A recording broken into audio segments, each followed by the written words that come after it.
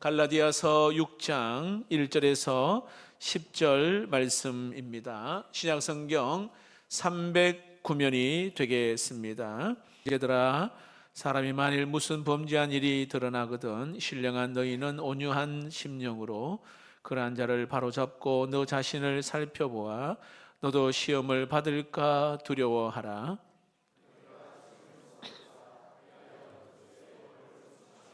만일 누가 아무것도 되지 못하고 된 줄로 생각하면 스스로 속임이라.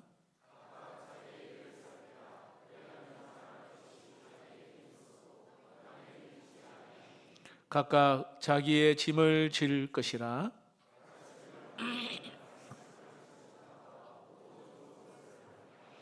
스스로 속이지 말라. 하나님은 업신여김을 받지 아니하시나니 사람이 무엇으로 심든지 그대로 거두리라.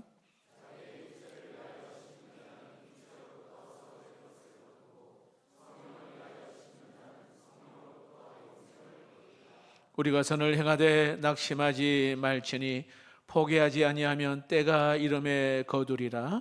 그러므로 우리는 기회 있는 대로 모든 일에게 착한 일을 하되 더욱 믿음의 가정들에게 할지니라. 아멘. 우리가 무엇을 하든 그 일에는 시기와 적절한 타이밍이 있고 또 시작과 끝이 있다는 것을 우리는 너무나도 잘 알고 있습니다. 저의 대학원 시절 한 지도 교수님께서 한 7년 정도 지도를 해주셨는데요. 그분이 늘 하시던 말씀이 실기하지 마라, 기회를 놓치지 말라, 이 말씀을 늘 하셨습니다. 인생에 찾아오는 그 10번 안 되는 기회를 결코 놓쳐서는 안 된다라고 한 것을 강조하셨습니다. 그런데 문제는 선택의 기로에 섰을 때마다 무엇이 진짜 이것을 잡는 것인가, 이것을 알지 못할 때가 많이 있다는 것입니다. 어떤 선택을 하고 어떻게 그 기회를 붙잡아야 되는 것은 언제나 우리의 숙제인지도 모르겠습니다. 누군들 이 기회를 잡고 싶지 않겠습니까? 누군들 이 기회를 통하여 인생의 성공과 또 인생의 도약을 경험하고 싶지 않겠습니까? 실제로 누구에게 찾아온다는 그 기회를 잡는 사람들은 때로는 성공을 하기도 하고 또 어떤 사람들은 실패를 하기도 합니다. 인생의 기회와 타이밍을 잘 잡아서 마치 바람에 순풍을 단 듯 그렇게 성공을 하시는 분들도 있습니다. 또 때로는 실패한 사람들은 과거의 그 영광만을 기억하면서 힘들어하기도 하는 것이지요. 어쩌면 일찍 찾아오는 성공이 진짜 성공이 아닐 수도 있습니다. 때로는 빠른 성공이 독이 되기도 하고 때로는 잦은 실패가 오히려 더 그 인생을 더 풍성하게 만들기도 한다는 것이지요. 그런데 이 일의 결국 무엇이든지 그 일의 마지막은 분명히 온다는 것입니다. 절체절명일 때 우리 인생이 늘 황금기이고 또 일의 결국 마지막 때를 알고 그것을 미리 대비하고 싶은 것이 우리의 마음이지만 그때는 우리가 알지 못한다는 사실입니다. 그때가 언제인지 모르겠지만 하나님만이 그것을 아신다라고 말씀합니다. 그때가 언제인지 모르지만 하나님의 때가 되면 반드시 이루신다 말씀합니다. 그리고 마지막에는 양과 염소를 그리고 알곡과 가라지를 구별하신다 말씀합니다. 하지만 우리 인생은요, 그 때를 알고 싶어 할 때가 많습니다. 사실 이 이면에 무엇이 숨겨져 있냐면 평소에는 내 마음대로 하다가 마지막 때에 회심해서 마치 세이프 하듯이 그 마지막을 들어가고 싶은 마음이 있다는 것입니다. 그렇기에 우리 하나님께서는 그 때를 감추고 이 땅 가운데 그렇게 마지막에만 잠깐 보이는 반짝이 아니라 있는 그대로의 삶을 믿음으로 살라고 우리에게 말씀하시는 것이지요. 그렇다면 이 때를 모르는, 마지막 때를 모르는 우리들은 어떻게 살아야 할까요? 단순히 불안하고 두려워하며 그 마지막이 오기만을 두려워하며 살아야 될까요? 아니면 현실을 외면한 채 쾌락에만 빠져야만 하는 것일까요? 아마 둘 다 아닐 것입니다. 바울을 통해서 하시는 말씀은 인내와 함께 소망을 가지라 말씀합니다. 이 둘을 동시에 인내의 소망을 이루며 예수님과 함께 그리스도의 합당한 삶, 복음을 경험한 자의 합당한 삶을 이 땅에서 살아가라 말씀합니다. 그렇기에요, 내일이 지구가 멸망한들 오늘 우리는 주의 말씀을 따라 살아가면 된다는 것입니다. 누가 시켜서 또는 내가 이것을 해서 복을 받겠다가 아니라 내 안에 계신 예수님으로 말미암아 그분을 즐거워하는 인생이면 된다는 것입니다. 복음을 경험한 자로서의 마땅한 삶, 증인의 삶을 오늘 하루도 우리에게 살아가라 말씀합니다. 그렇게 우리의 인생은 대부분 인내의 연속입니다. 믿음과 신앙의 삶도 마찬가지입니다. 인내와 기다림의 연속이지요. 그렇다고 해서 하루하루를 힘들고 고통스럽게만 보내라는 말이 결코 아닙니다. 마지막 때를 기억하고 소망하며 살아야 하지만 분명한 것은 지금을 살아가는 오늘날 우리 시대에도 우리에게 행복을 허락하신다는 사실입니다. 10대는 10대 때 누릴 수 있는 행복이 있고 또 20대는 20대에 누릴 수 있는 행복이 있다는 것입니다. 30대도 마찬가지고요. 우리 어르신들도 그 나이 때에 누릴 수 있는 기쁨과 슬픔 또 아픔이 있다는 것입니다. 다만 이 비밀을 알아야 오늘이라는 현재, 바로 선물로 주신 오늘 하루를 믿음으로 살아갈 수 있다는 것입니다. 그때야 비로소 하나님으로 기뻐하고 예수님과 동행하는 삶이 비록 상황과 어려운 가운데 있다 할지라도 우리에게 소망을 허락하신다는 사실입니다. 오늘 우리가 함께 읽은 갈라디아 교회도 마찬가지입니다. 그 당시 모든 사람이 예수 믿는 사람들을 이단으로 규정하고 유대교에서 출교하면서 그들을 유혹하고 있었습니다. 복음을 가지고 살아간다는 것은 결코 쉬운 일이 아니었습니다. 심지어는 복음을 전하던 사도 바울도 폄훼하고 깎아내려서 자신들의 가르침을 따르라 말합니다. 그러한 와중에서도 갈라디아 교회 성도들은 어떻게 믿음을 유지할 수 있었을까요? 무엇을 붙잡고 살아야 할까를 그 질문에 바울은 분명하게 답합니다. 오직 예수 그리스도를 믿음으로, 그리고 성령의 열매를 맺으며 성령 안에서 그 주님의 몸된 교회를 세워가고 주님의 나라를 이루어가라고 분명하게 말씀합니다. 갈라디아서는 실제로 바울 사도행 중에 가장 빨리 기록된 편지입니다. 로마서의 축소판이라 불릴 만큼 복음의 핵심을 담고 있는 책이지요.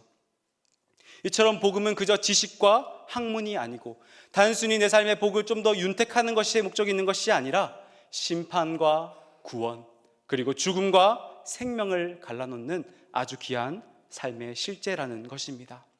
그렇기에 오늘날 복음을 가진 그리스도인은 어떻게 살아야 할까요?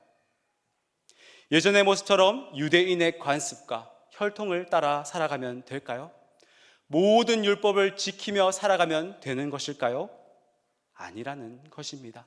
모든 율법의 표지판이 가리키고 있는 예수 그리스도를 믿음으로, 그 믿음으로 말미암아 구원을 받고 그를 따라 또한 믿음으로 살아가는 인생임을 우리에게 말씀합니다. 그러니까 이 구원은요, 과거에 한때 믿었던 구원을 의지하는 것이 아니라 오늘을 살아가는 구원과 그리고 앞으로 주어질 구원을 미리 맛본 자로 살아야 함을 말씀합니다. 오늘을 살아갈 때도 하나님의 뜻을 따라 예수님이 가신 길을 따라 각자에게 주어진 소명과 사명을 따라 살아가는 것입니다. 그렇기에 이렇게 사는데 나 혼자 절대 할 수 있는 것이 아니라는 것입니다. 그래서 우리를 교회로 부르셨습니다. 분명 구원은 개인적인 고백으로 이루어지지만 분명한 것은 우리를 믿음의 공동체, 바로 교회로 부르셨다는 사실입니다. 함께 예배하고 또 함께 찬양하며 이렇게 하나님의 나라를 이루어가는 것이라 말씀합니다. 실제로 교회의 덕을 세워간다는 말도 함께 교회를 지어간다는 것을 의미하고 있습니다. 그런데 문제는요, 하나님 나라를 하기에 앞서 이 믿음의 공동체를 이루어가는 것도 결코 쉬운 일이 아니라는 것입니다. 우리는 너무나도 잘 알고 있습니다. 예수님의 사랑으로 옆에 있는 사람을 내 몸과 같이 사랑해야 함을 우리는 잘 알고 있습니다. 하지만 그것이 결코 쉬운 일이 아니라는 것이지요. 세상 사람들이 오히려 교회를 걱정해주는 모습만큼 이 교회가 그 사랑을 잃어가는지도 모르겠습니다. 외부적으로는 교회에 핍박이 일어나고 또 내부적으로는 거짓된 선생이 가르침으로 해서 영으로 시작하였다가 육체로 마치게 하는 거짓 선생들이 판을 치는 교회도 오늘날의 모습과 다르지 않다는 것입니다. 그러한 가운데 갈라디아서 6장은 이 땅의 교회가 어떻게 하면 주님의 몸된 교회를 세워가야 되는지를 우리에게 말씀해주고 있습니다. 오늘날의 교회도 역시 지상의 교회가 어려움이 없으면 좋겠지만 교회 또한 죄인들이 모인 곳이기에 사실 더 큰 문제를 경험할 때도 있습니다. 교회 안에서도 범죄할 때가 있는 것이지요. 그때 우리는 이들을 어떻게 용납해야 될까요? 우리 1절 말씀을 다시 한번 읽어보도록 하겠습니다.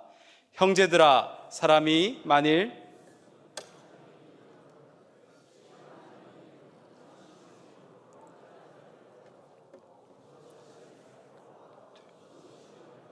두려워하라. 아멘.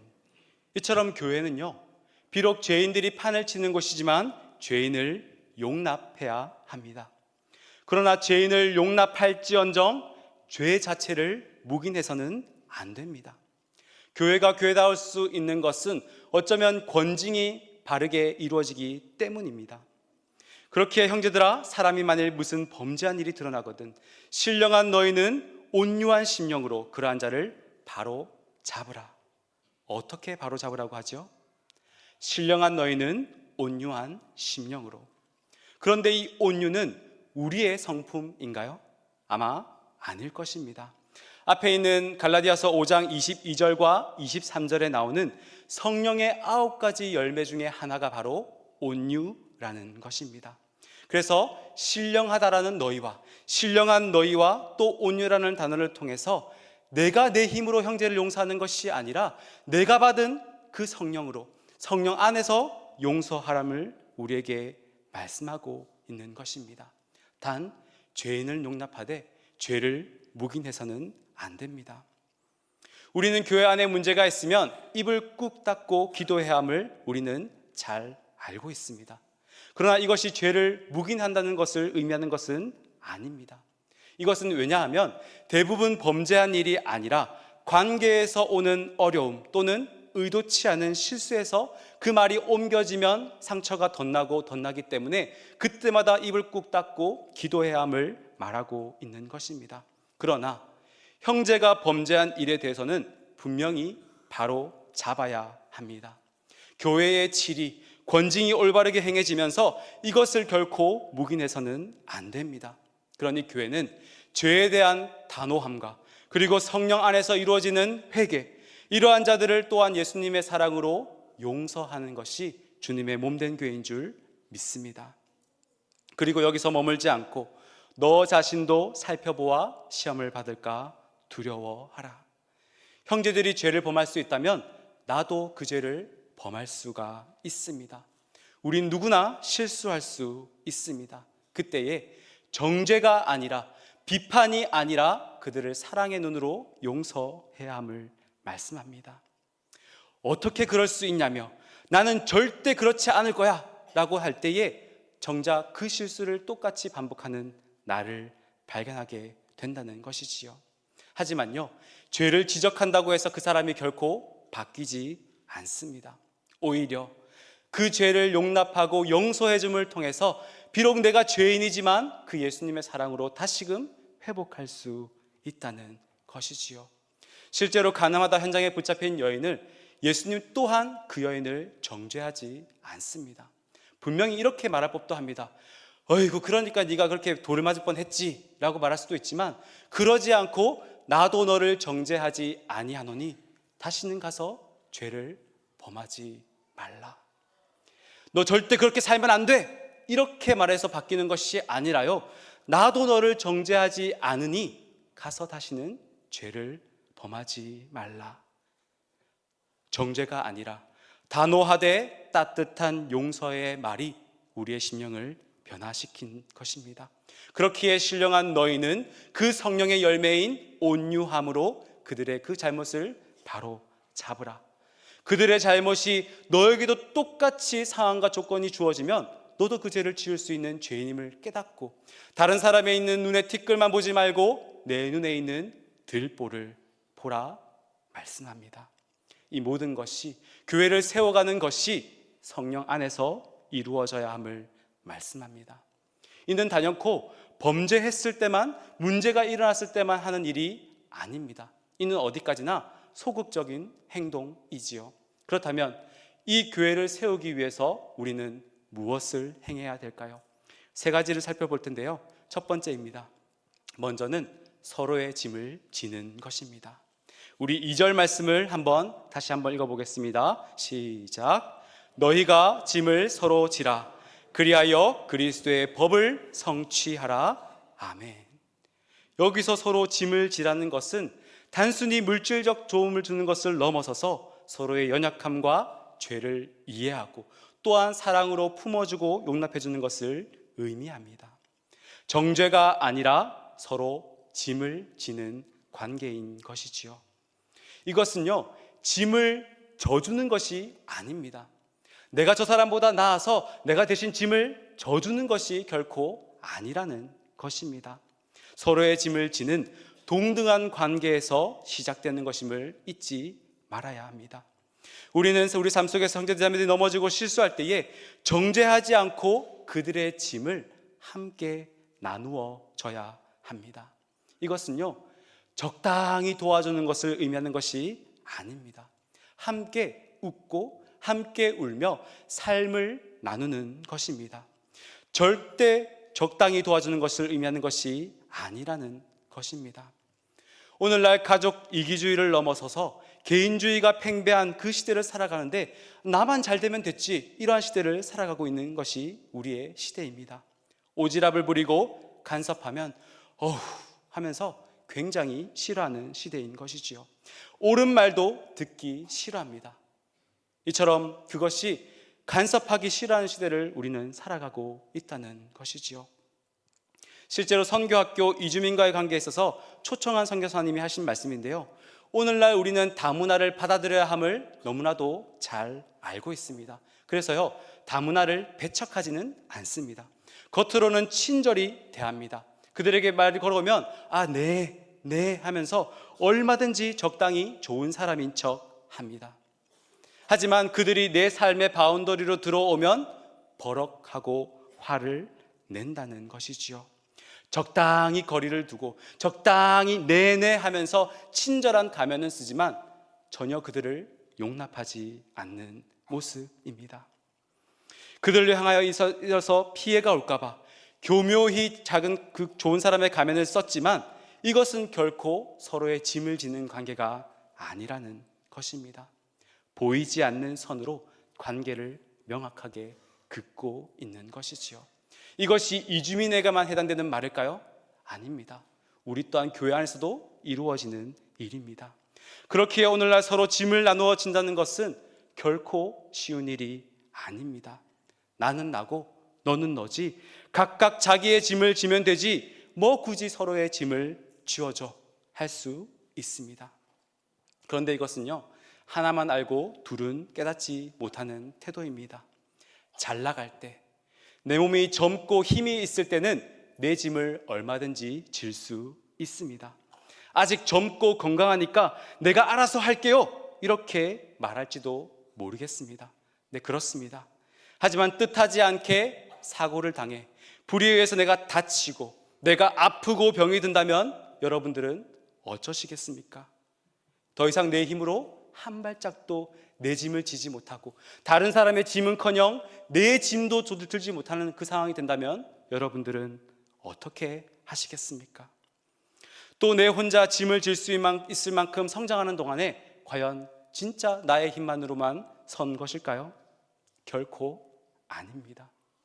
누군가의 따뜻한 보살핌과 우리 부모님의 희생, 믿음의 선배들의 대신 짐을 져줬기에 그 사람들이 있었기에 내가 이제서야 내 힘으로 조금 짐을 지게 된 것입니다. 그런데 어떤 사람은 형편이 넉넉치도 않은데 또 섬기고 그렇게 다른 사람들의 짐을 대신 져주는 사람들이 가끔씩 있습니다.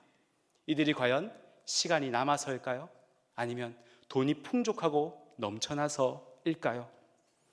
천만에요. 절대 아닙니다. 죄송한 말인데요. 가진 사람이 더합니다. 적당히 있는 사람은 베풀지 모르겠지만요, 많이 가지면요 오히려 더 인색한 것을 보게 됩니다. 이들이 이렇게 할 수 있는 이유는 무엇이냐면요, 이들도 역시 누군가의 배려와 아낌없이 베푸는 사랑을 거저 받았기에 그 사랑에 감사하여 반응하는 모습이라는 것입니다. 그러면서 자신을 드러내는 것이 아니라요, 자신의 이름은 전혀 뒤로 한 채 유명한 자나 무명한 자처럼 하나님께만 영광을 돌린다는 것이지요. 거저 받았기에 다른 이의 짐을 함께 쥐어주는 것입니다. 이처럼 나의 짐을 내가 질 수 없을 때에 다른 사람이 져준 것을 경험한 자들은 내 짐만 딱 들고 가야지 할 수가 없다는 것입니다. 사실 저도 그러한 한 사람입니다. 저는 개인적으로요, 교회라는 곳에서 참 많은 사랑을 받았습니다. 저의 아내와는요, 고등학교 시절부터 알고 지내다가 긴 연애 끝에 제가 30살에 결혼을 하였습니다. 이제 막 결혼을 하고 신혼여행을 마치고 돌아왔더니 아버지께서 한번 앉아보라 이렇게 말씀을 하는 것이지요. 아버지가 기다리고 기다렸던, 결혼 전부터 하지 못했던 그 말씀을 딱 꺼내어 놓으시는 것입니다. 간경화로 계속해서 추적해 왔는데 다른 한쪽에 암으로 되어서 더 이상 간을 쓸 수 없게 되었다. 3개월에서 6개월 정도 생각한다 라고 말씀을 하는 것이죠. 그렇게 그때 저희 아내와 그런 상황에서 할 수 있는 것이 아무것도 없더라고요. 겨우겨우 돈을 영끌이라고 하죠. 영끌해가지고 집을 다 마련했고 수술비는커녕 참으로 돈이 없었습니다. 그때 저와 저희 아내는요, 믿음으로 기도하였고 감사하게도 저의 간을 떼어서 이식하는 것에 동의를 해줘서 수술을 하게 되었습니다. 10년이 지난 지금 부모님도 건강하시고 저도 건강합니다. 하지만 그 당시에 교회가요, 저희 모교회가 성금을 모아서 얼마의 수술비를 마련해 주셨습니다. 그리고 그뿐만 아니라 그렇게 새벽마다 한 달 내도록 저의 가정을 위해서 기도해 주셨습니다. 그러자 믿지 않는 저희 부모님은 한두 번 의리로 교회로 나오시다가 진짜 믿음이 생기게 된 것이지요. 제 개인적인 판단으로는요, 저희 부모님은 절대 교회를 나가실 수 있는 분이 아닙니다. 완고하기는 끝이 없고요, 오로지 믿는 것은 돈밖에 없으셨습니다. 저희 부모님 환호하는 거 아닙니다. 그런 상황인데 그럼에도 불구하고 그 가운데서 복음으로 그 문을 여셨다는 것입니다. 그때의 5천만 원에 가까운 수술비는 우리 삶을 짓눌렀지만 교회의 기도와 교회의 그 도움으로 인해서 아무렇지 않게 마치 그냥 한 번의 이벤트와 같이 복음의 문을 여는 수단으로 사용하셨습니다. 그리고 그 빚진 마음으로 교회를 나오게 되셨지만 결국에는 그 복음의 능력이 있었기에 저희 집안에 복음이 들어간 것입니다. 이처럼 서로의 짐을 질 때 비로소 그리스도의 법을 성취하게 된다 말씀합니다. 서로의 짐을 질 때 그리스도의 법이 성취된다. 무엇을 성취한다고요? 그리스도의 법. 그리스도의 법. 예수님께서 우리에게 보여주신 그 희생적인 사랑, 자신의 온몸을 던져 우리를 구원하시겠다는 그 사랑을 이루시겠다 말씀합니다. 예수님께서 자신을 희생함으로 이루고자 했던 것, 바로 내가 너희를 사랑한 것 같이 너희도 서로 사랑하라. 이 말씀을 이루기 위해서 나와 내 가족만 바라볼 것이 아니라 내 옆에 있는 지체를 나의 지체로 받아들이고 함께 서로의 짐을 지는 것, 그것이야말로 그리스도의 법을 성취하는 것이라 말씀합니다. 그러려면요, 여러분, 표현하셔야 됩니다. 무뚝뚝한 경상도 사람이라서 핑계대지 마시기를 바랍니다. 사랑하신다면 표현하셔야 합니다. 표현하지 않으면 모릅니다. 가족도 함께 식사를 하면서 표현하지 않으면요, 남들보다 못하는 존재가 됩니다. 사랑은 표현하셔야 합니다. 우리 교회 성도님들의 마음은 참 보기 드물게 따뜻한데요, 그런데 낯을 가리십니다. 새 가족이 오면요, 옆구리 쿡쿡 찌르면서 저 사람 누군데? 누군데?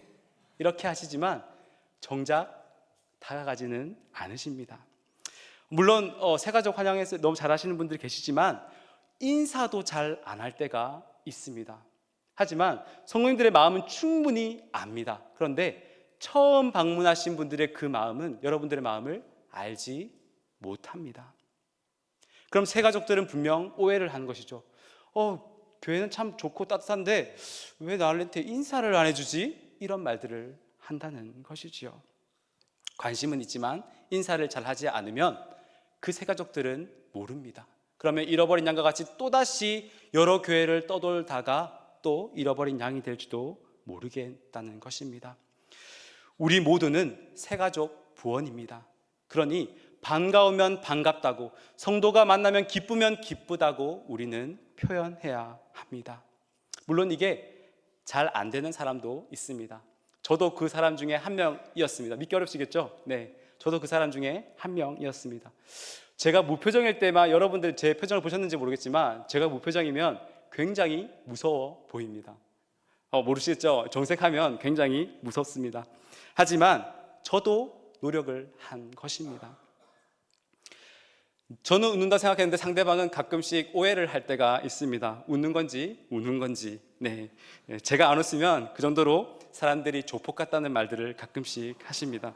그러면 사람들은 그 사람을 피하게 됩니다. 그래서요, 저도 거울을 보고 연습합니다. 비록 어색하지만 남자들은 아시죠? 목욕하고 나오면 가장 멋있는 사람인 줄 압니다.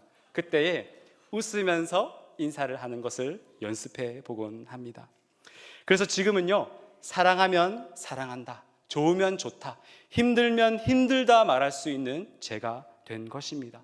여러분들도 얼마든지 표현하시기를 바랍니다.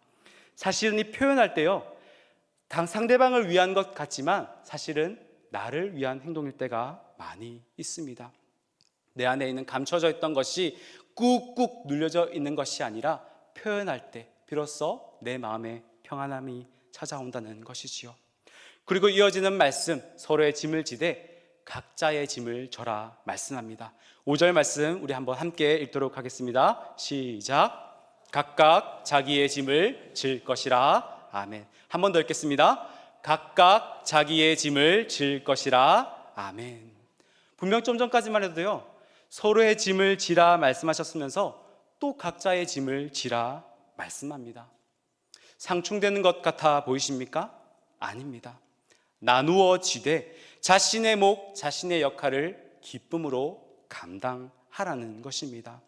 다른 사람의 짐을 나누는 사랑과 함께 각자에게 주어진 그 신앙의 그 믿음의 분량만큼 그것을 충성되이 행하라 말씀합니다.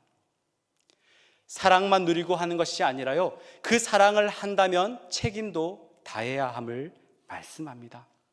가끔 보면 이런 분들이 계십니다. 남을 위해서 열심히 헌신하고 희생만 하시다가 결국에는 후회만 남더라, 나 자신을 더 사랑할 걸 하며 말하는 사람들이 종종 있습니다.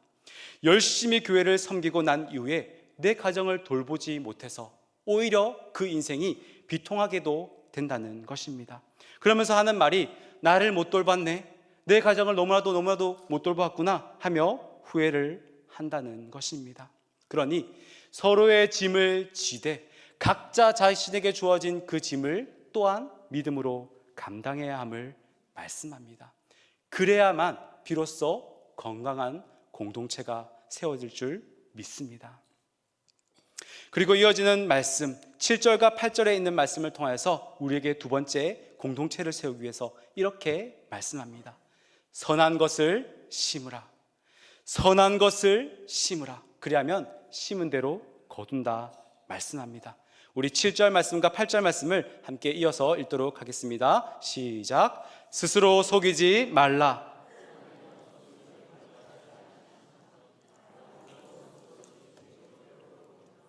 자기의 육체를 위하여 심는 자는 육체로부터 썩어질 것을 거두고 성령을 위하여 심는 자는 성령으로부터 영생을 거두리라.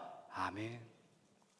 육체를 위하여 심으면 썩어질 것을 거두고 성령을 위하여 심으면 영생, 영원한 생명을 거두게 된다 말씀합니다.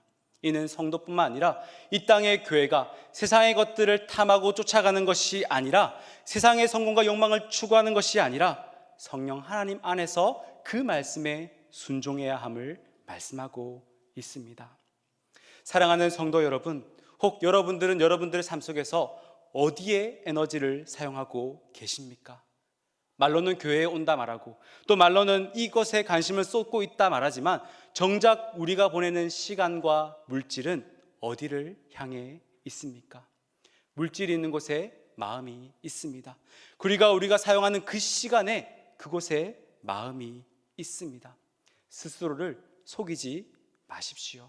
내가 교회 봉사도 하고 이것도 하고 저것도 한다 말하지만 내 중심은 전혀 주님을 찾지도 않고 또 내 옆에 있는 사람을 사랑하지도 않으면서 내가 하는 일에만 만족해서는 결코 안 됩니다. 스스로를 속이지 마십시오.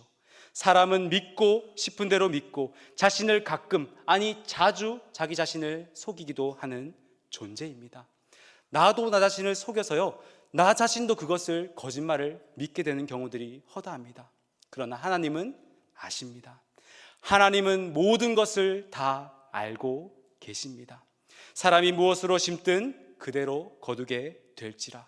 사람이 무엇으로 심든 무엇이든 그대로 거두게 될지라. 그러니 우리는 무엇에 그것을 심어야 할까요?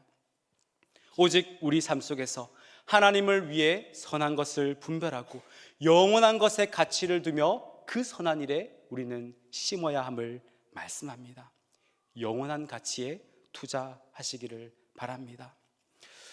웩 선교사 창시자인 C.T. 스터드가 말했습니다. 무슨 말씀하셨냐면요, 영원한 것을 위해 영원하지 않은 것을 포기하는 것은 결코 어리석은 일이 아니다. 영원한 것을 위해 영원하지 않는 것을 포기하는 일은 결코 어리석은 일이 아니다. 즉 육체의 일을 심으면 육체의 것을 거두지만 성령의 것을 심으면 영생을 선물로 받기 때문입니다. 그러니 이 원리는 우리 신앙생활에 매우 실질적인 교훈을 줍니다. 교회도 마찬가지입니다. 눈에 보이는 것을 심으면 잠깐의 유익이 있는 것을 거둘지는 모르겠지만 그 영생은 따로 놀 수가 있습니다. 성도뿐만 아니라 교회도 역시 성령 안에서 해가고 성령의 것을 심으면 영생이 선물로 주어질 줄 믿습니다. 그러나 이는 유익하나 여러 가지 것을 거두게 되지만 성령을 위하여 심는 자만 이것을 얻는다 말씀합니다. 끝으로 세 번째, 선을 행하되 낙심하지 말라.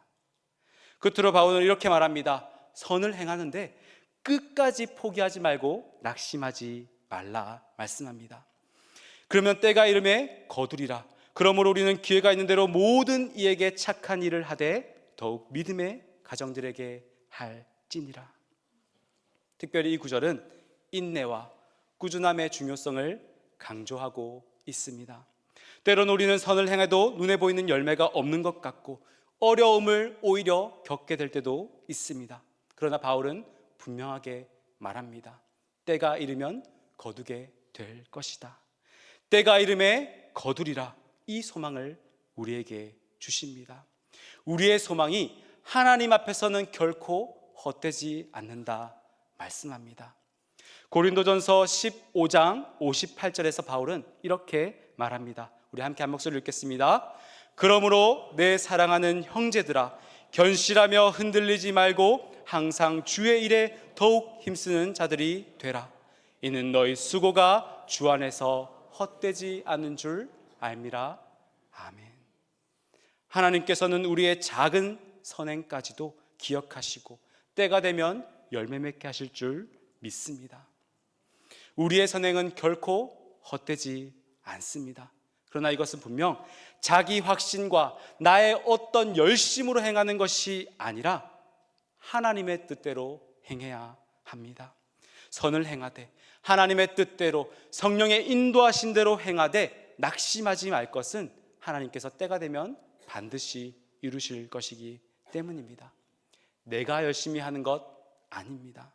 하나님의 뜻을 믿음으로 행하는 것입니다. 그러니 우리가 열심히 계획한 일에 하나님의 뜻을 끌어당기는 것이 아니라 하나님의 뜻이 무엇인지를 묻고 또 물어서 그분의 일에 동참하는 저와 여러분 되기를 간절히 소망합니다. 이것은요, 특별히 한 번 마음을 내는 것이 아닙니다. 아까 그렇죠? 마지막 때를 알면 마지막 때만 잘하겠다는 그 심보가 아니라는 것입니다. 믿음으로 시작하였다면 믿음으로 살아가고 또한 끝까지 믿음으로 살아가라 말씀합니다. 기회가 되는 대로 모든 이에게 선을 행하되 끝까지 특별히 믿는 가정을 향하여서 성도들에게 더욱 선을 베풀라는 권면을 하고 있습니다. 교회는 이러할 때에 비로소 믿음의 교회가 세워진다 말씀합니다. 어려움에 처한 성도를 나 몰라라 하는 것이 아니라 적당히 도와주는 것이 아니라 그들과 함께 서로 짐을 지며 또 선을 행하되 낙심하지 아니하면 하나님은 반드시 그 열매를 맺게 하신다는 것입니다. 사랑하는 성도 여러분, 예수를 믿음으로 구원받았다면 우리는 그 구원을 믿는 믿음으로 그리고 내 안에 계신 성령님을 따라 사시기를 바랍니다. 나의 힘으로 절대 안 됩니다. 오직 내 안에 계신 성령님을 따라 행하는 삶인 줄 믿습니다. 그것을 믿음으로 고백하며 성령님의 인도하심을 따라 살아가는 저와 여러분이 되기를 주님의 이름으로 축복합니다. 제 이야기를 해서 죄송한데요, 오늘 주일이 저 왕성교회 창원 왕성교회에서의 마지막 설교입니다. 참 아쉬운 마음이 큰데요. 그러면 있지 왜 가자 이렇게 물으실지도 모르겠습니다. 그렇게 아쉬움이 있으시지 왜 가시냐, 2년 짧은데, 네, 그렇게 말씀하실지도 모르겠습니다. 하지만 모르겠습니다. 참 교회가 너무 좋고 특별히 제가 이 교회에서 누릴 수 있었던 것은 성도님들의 따뜻한 마음이었습니다. 와, 이렇게까지 섬긴다고? 이렇게 생각한 적이 교육자들 사이에서 했던 말 중에 정말 많습니다. 아니, 이렇게까지 한다고? 아니, 이렇게까지 섬기신다고? 이런 경우가 너무나도 많았습니다. 정말 교육자들을 또 잘 섬겨주시고 또 연약한 자를 돌보는 그 일에 자기 것을 아끼지 않고 내어주시는 거 보면서 제 모습이 오히려 더 부끄러워질 정도였습니다. 얼마나 잘 섬기고 또 얼마나 주의 일에 힘쓰는지 여러분들을 볼 때마다 참 큰 힘이 되었습니다. 그리고 두 번째는 무엇이냐면요, 감사의 제목이 넘치지 않는 것이 참 이 교회의 장점인 것 같습니다. 사실요, 감사의 제목 20가지, 요즘은 10가지죠. 20가지 적는 거 굉장히 힘들더라고요. 저는 MBTI가 N이라서 직관적이어가지고 그러니까 두리뭉실하게 감사합니다지 이거 20가지 적으려고 하면 1시간도 넘게 걸리더라고요. 근데 해보니까 알겠더라고요. 해보니까 이렇게 내게 주신 것이 많다. 그리고 이것에 순종하는 성도님들 모습 보면서 저도 따라 해보게 되었습니다. 아마 그 기도 제목 카드가 몇 개 없었으면 저도 아마 적다가 말았을 것 같은데요. 여러분들 너무 열심히 쓰는 거 보면서 저도 20가지 채워야 되나? 10가지 채워야 되나? 이 생각을 하면서 계속해서 이렇게 해보았습니다. 그랬더니 진짜 감사의 제목이 많은 것을 경험하게 되었습니다. 그리고 세 번째로는 기도하는 교회여서 참 감사했습니다. 새벽을 깨우는 게 저도 처음이어서 쉽지 않았습니다. 이전까지는 이게 파트로 있다 보니까 새벽 기도회를 참석을 다 못했습니다. 그런데 여기서 전임 사역자를 하면서 기도의 맛을 알게 되었고 또 금요성령 집회를 통하여서 간절히 부르짖는 기도를 하였을 때 그 응답하시는 하나님을 경험하게 되었습니다. 이러한 것들을 뒤로 하고 또 왜 선교지로 가느냐라고 물으신다면 어쩌면 이곳이 너무나도 좋았기 때문에 하나님께서는 이곳에 서서 안락한 곳에서 일어나서 다시금 너의 평안함을 내려놓고 내가 내게 지시할 땅으로 가라는 그 음성이 있었기 때문입니다. 지금 선교지에 있는 은퇴하신 선교사님도요, 얼마 전에 신장 이식을 받으셨습니다. 아내에게 신장 이식을 받으셨어요. 사실 건강상으로는 은퇴를 하셔야 되는 나이고 또 건강도 좋지 않으십니다. 그래서 후임자를 구하는데 제 마음이 좀 동하였던 것 같습니다. 그래서 너의 그 편하고 안락한 것, 그것을 충분히 훈련받았다면 일어나서 저곳으로 가라라는 음성이 있었기 때문입니다.